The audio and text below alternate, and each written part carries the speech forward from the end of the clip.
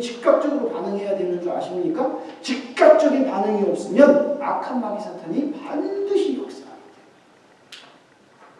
하나님의 은혜가 강한 곳에는 마귀의 역사도 반드시 일어납니다. 왜요? 은혜가 있기 때문이에요. 하나님이 사랑하는 자녀들에게 복을 주시기를 원하는 것을 마귀 사탄이 가장 싫어하기 때문입니다. 그래서 우리를 그 축복의 통로로 들어서지 못하게 합니다. 이 시험을 이기려면 어떻게 해야 된다고요? 우리가 앉아있는 그 자리에서 하나님의 말씀이 우리에게 주어지면 스탠드업 해야 돼요. 일어서야 돼요. 두 번째 믿음의 사람은 하나님의 약속을 붙듭니다. 여러분 본문 1장 3절에서 5절에 보면 내가 모세에게 말한 바와 같이 너희 발바닥으로 밟는 곳은 모두 내가 너희에게 주었느니 내 평생에 너를 등에 대적할 자가 없으리니 내가 모세와 함께 있었던 것 같이 너와 함께 있을 것임이니라. 내가 너를 떠나지 아니하며 버리지 아니하리니. 지금 여호수아의 심적 상태가 어떻다고 그랬어요? 하나님의 살아계심도 믿고 하나님의 역사하심도 체험했어요. 근데 그럼에도 불구하고 여호수아의 마음속에는 두려움과 염려가 있는 거예요. 하나님이 맡겨주신 사명임을 알면서도 그 사명 앞에 노출되어 있는 나는 너무 작게 보여요. 근데 이 상태로 있는 여호수아에게 가장 큰 힘이 될 것이 무엇일까요? 여러분 뭐라고 생각하십니까? 여러분이 지금 여호수아라고 생각하시면 막 떨리고 긴장되고 걱정되고 염려되는데 이때 하나님이 나에게 어떤 모습으로 다가오시면 제일 큰 힘이 될 것 같아요? 감당할 수 없는 능력을 주셔. 모세에게 임했던 것 같이. 막 말만 하면 모든 것이 이루어져.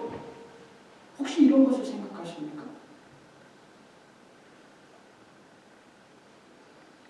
그것보다 더 중요한 건 뭐냐면 하나님이 내가 너와 함께 하겠다는 약속의 말씀.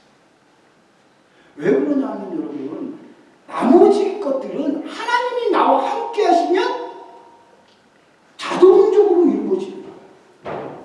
그것이 이루어지는 것이 우리의 목적이 되어져 버리면 뭐가 흔들린다고요? 내가 그것이 목적이 되는 순간 하나님은 우리의 수단이 되어 우리의 신앙생활이 왜 오랜 기간 하나님 앞에 신앙생활을 해도 내 믿음의 단계가 높아지지 않을까요? 깊어지지 않을까요? 간절해지지 않을까요? 바로 그런 상황 속에 있기 때문에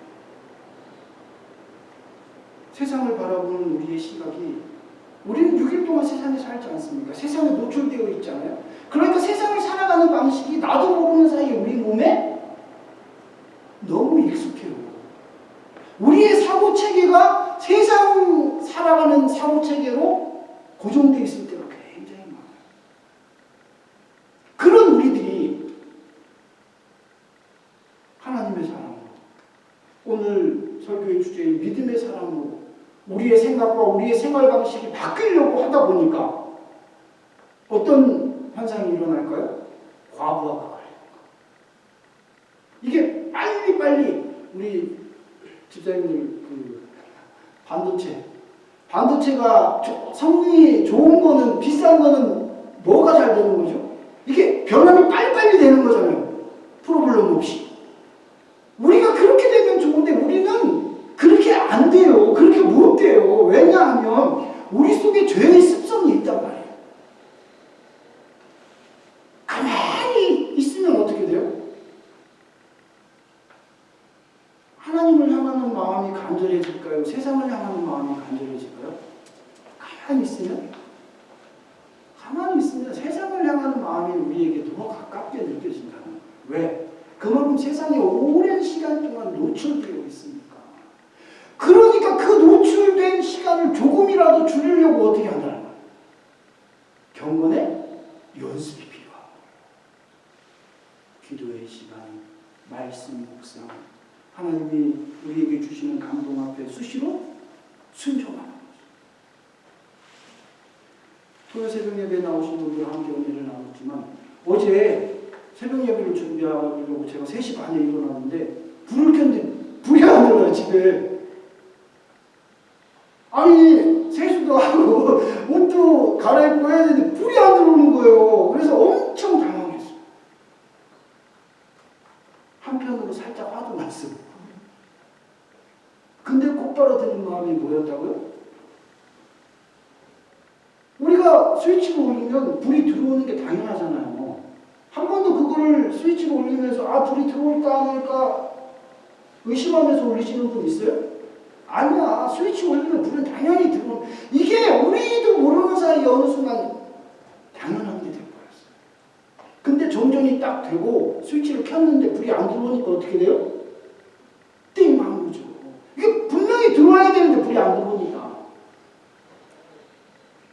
살짝 짜증도 났지만 그 다음에 하나님 주시는 마음이 뭐였다고요? 당연한 게 아니야. 특별한 거야. 이 차이예요, 여러분.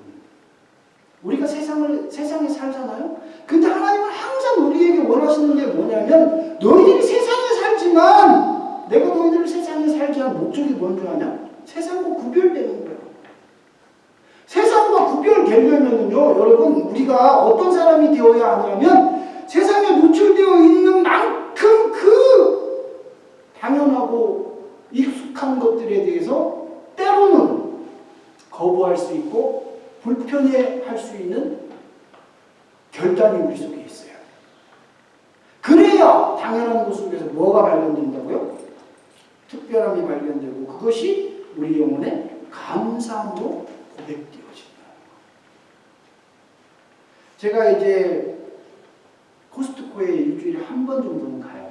뭘 사러 가는 게 아니고 기름을 넣으려고 코스트코에 가는데 이제 코스트코에 가보신 분들은 알지만 주유소에서 기름을 넣고 그쪽 매장 쪽으로 안 가고 이렇게 턴해가지고 이렇게 나오는 좌회전하는 쪽에 이렇게 그 도로를 오시면 거기에 항상 아주머니 한 분이 서 계세요. 도와달라는 편말을 눈이 오나 비가 오나 계시는 것 같아요. 그래서 저는 그 아주머니를 볼 때마다 많이는 못 드리지만 꼭 1불씩 드려요.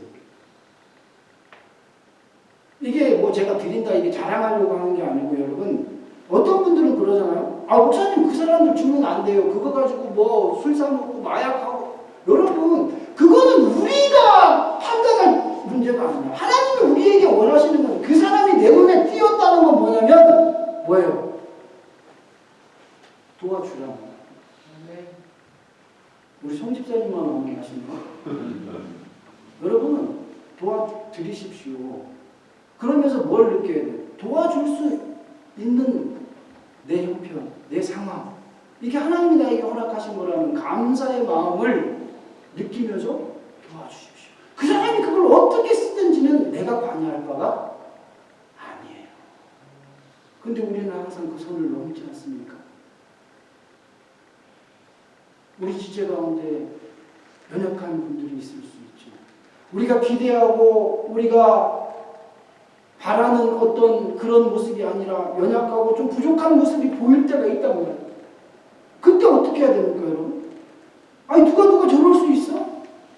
왜 저래? 우리는 쉽게 판단합니다. 정죄합니다. 근데 여러분 중요한 게 뭔지 아세요? 그 정죄, 그 판단이 결국에는 어떻게 된다고요? 왜요? 믿음의 법칙은 뭐죠? 심은 대로, 뿌린 대로 거두기 때문에.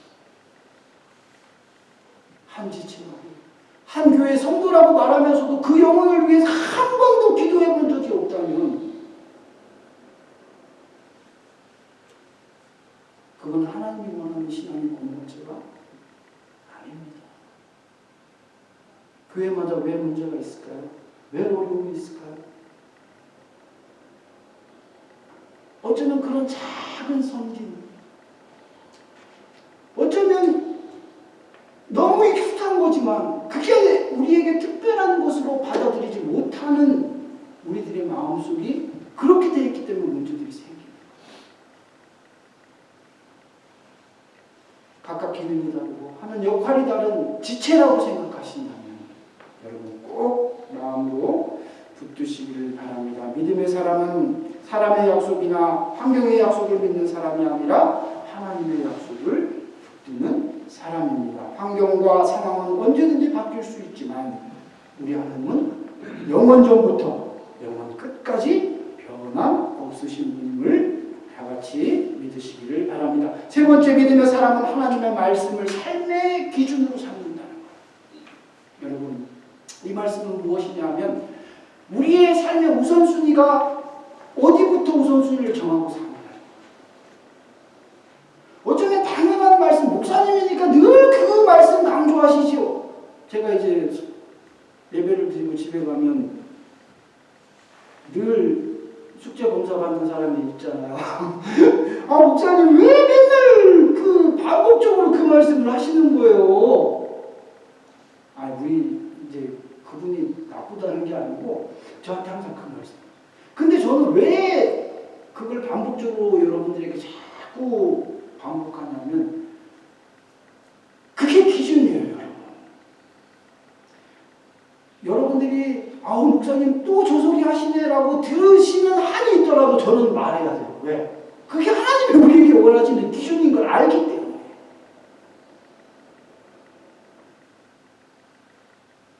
우리의 삶의 기준이 내 생각, 내 뜻, 내 눈에 보이는 환경, 내 눈에 보이는 사람 때문에 흔들리고 그것이 우리 삶의 기준이 되면 어떻게 될까요?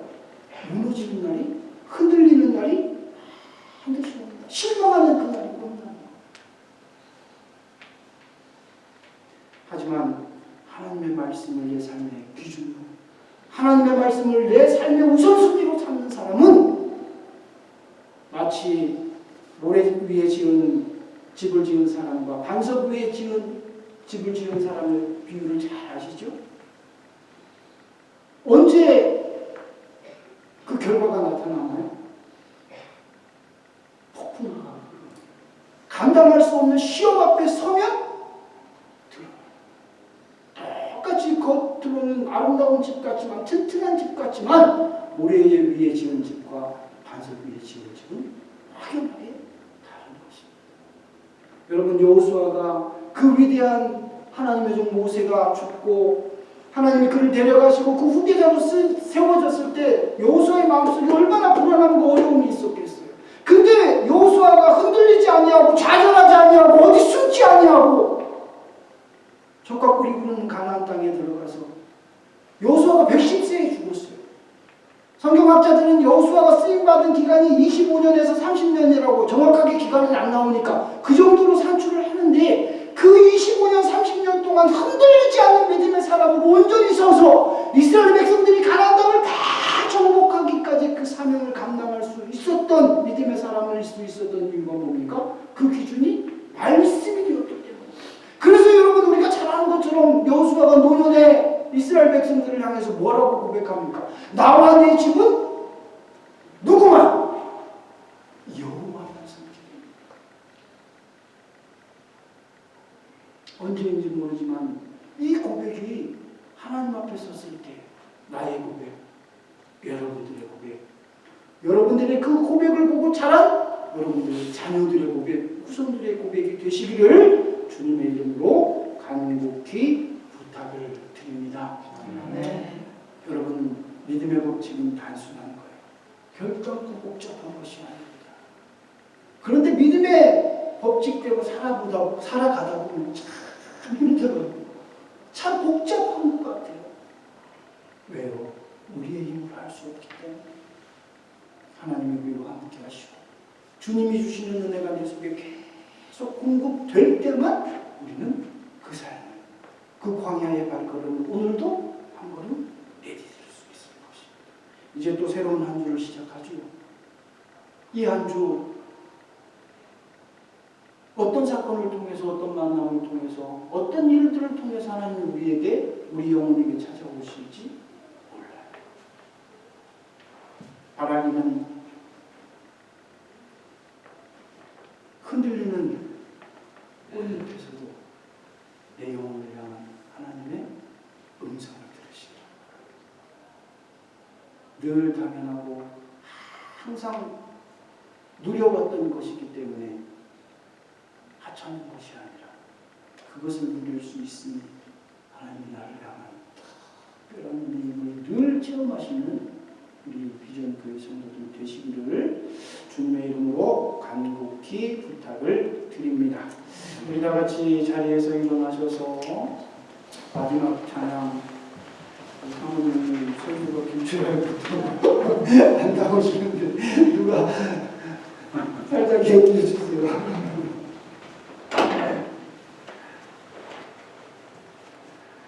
참 아까 광고 시간에 제가 한 가지 빠뜨렸는데 우리 지금 교회 홈페이지를 준비하고 있습니다. 여러분들 왜 홈페이지 오픈이 안 될까요? 그렇게 염려하시고 기도하시는 분들이 많은 줄 아는데 지금 잘 만들려고 지금 하다 보니까 시간이 좀 오래 걸리고 또 최원영 집사님이 많이 수고해 주고 계십니다. 여러분들 꼭 기도하실 때 우리 교회 홈페이지 또 유튜브 채널 다시 잘 운영될 수 있도록 여러분 우리에게 또 담당하고 일하시는 분들에게 지혜가